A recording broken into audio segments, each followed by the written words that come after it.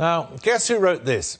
When people talk about politics within the existing Westminster framework, I feel a dull thud in my stomach and my eyes involuntarily glaze, like when I'm conversing and the subject changes from me and moves on to another topic. The combination of distaste for mainstream politics and overweening vanity identifies it immediately as the work of Russell Brand, comedian, actor, and now it seems political theorist. 4. Is there no limit to the man's talents? He's now guest editor of the venerable left-wing magazine, The New Statesman. He wants a revolution, he says. Russell Brand, who are you to edit a political magazine? Well, I just suppose like a person who's been politely asked by an attractive woman.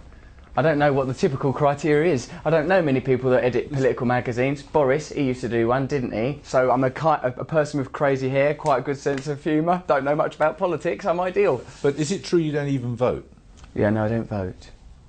Well, how do you have any authority to talk about politics then? Well, I don't get my authority from this pre-existing paradigm, which is quite narrow and only serves a few people. I look elsewhere for alternatives that might be of service to humanity. Alternate means alternate political systems. They being? Well, I've not invented it yet, Jeremy. I had to do a magazine last week. I've had a lot on my plate. But I say, here's the thing it shouldn't do. Shouldn't destroy the planet. Shouldn't create massive economic disparity. Shouldn't ignore the needs of the people. The burden of proof is on the people with the power, not people like doing a magazine. How do you imagine the people get power?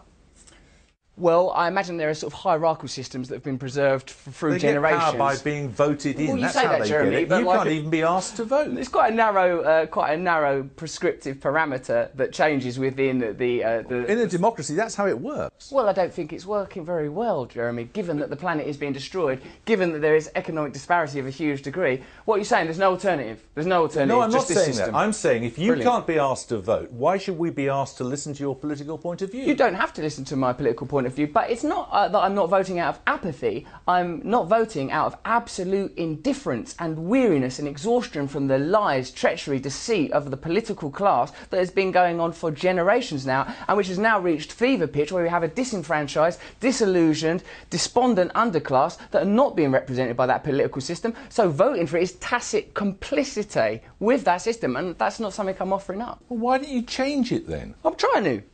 Well, why don't you start by voting? I don't think it works. People have voted already, and that's what's created the current paradigm. When did you last vote? Never. You've never, ever voted? No. Do you think that's really bad? So you struck an attitude, what, before the age of 18? Well, I was busy being a drug addict at that point because I come from the kind of social conditions that are exacerbated by an indifferent system that really just administrates for large corporations and ignores the population that it was voted in to serve. You're blaming the political class for the fact you had a drug problem? No. I'm saying I was part of a social and economic class that is underserved by the current political system, and drug addiction is one of the problems it creates when you have huge, underserved, impoverished populations. People get drug problems and also don't feel like they want to engage with the current political system because they see that it doesn't work for them. They see that it makes no difference. They see that they're not served. Well, I say that it doesn't work for them if they don't bother to vote. Jeremy, my darling, I'm not saying that the apathy doesn't come from us, the people. The apathy comes from the politicians. They are apathetic to our needs. They're only interested in servicing the needs of corporations. Look at what ain't the Tories going to court and to taking the EU to court because they're trying to curtail bank bonuses. Is that what's happening at the moment in our country? It is, isn't it? Yeah, there is. So why am I going to tune in for that? You don't believe in democracy. You want a revolution, don't you? The planet is being destroyed. We are creating an underclass. We are exploiting poor people all over the world. And the genuine, legitimate problems of the people are not being addressed by our political class. All of those things may be true. They are true. But you took...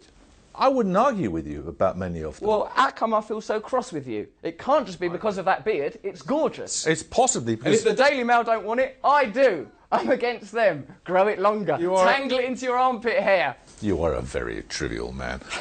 What do you think? I am trivial? Yes. A minute ago you were having a go at me because I want a revolution. Now I'm trivial. I'm bouncing about I'm all not over having the a place. go at you because you want a revolution. Many people want a revolution, but I'm asking you what it would be like.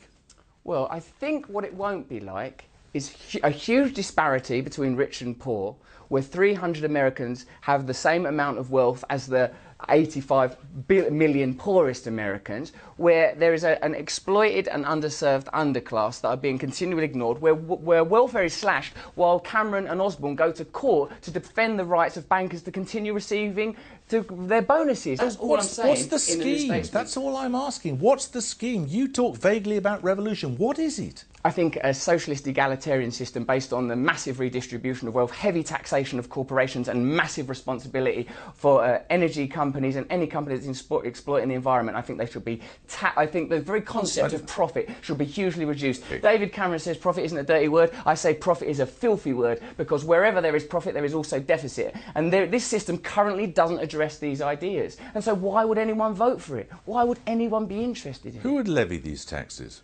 I think we do need to, there needs to be a centralised administrative system, but built on... Yes, there needs to be a government. Well, we might maybe call it something else. Call them like the admin bods, right, so they don't get And how would they be chosen? Jeremy, don't ask me to sit here in an interview with you in a bloody hotel room and devise a global utopian system. I'm merely pointing out that You're calling for revolution. Yeah, absolutely. Absolutely. I'm calling for change. I'm calling for genuine alternatives. I say when there is a genuine alternative, a genuine option, then vote for that. But until then, don't bother. Why pretend? Why be complicit in this ridiculous illusion?